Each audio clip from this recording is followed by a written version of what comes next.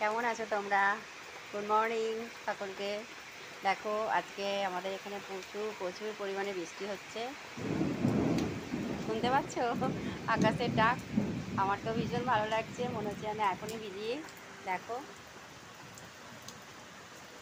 নারকেল গাছগুলো কি সুন্দর হাওয়ায় দুলছে, দেখেছো?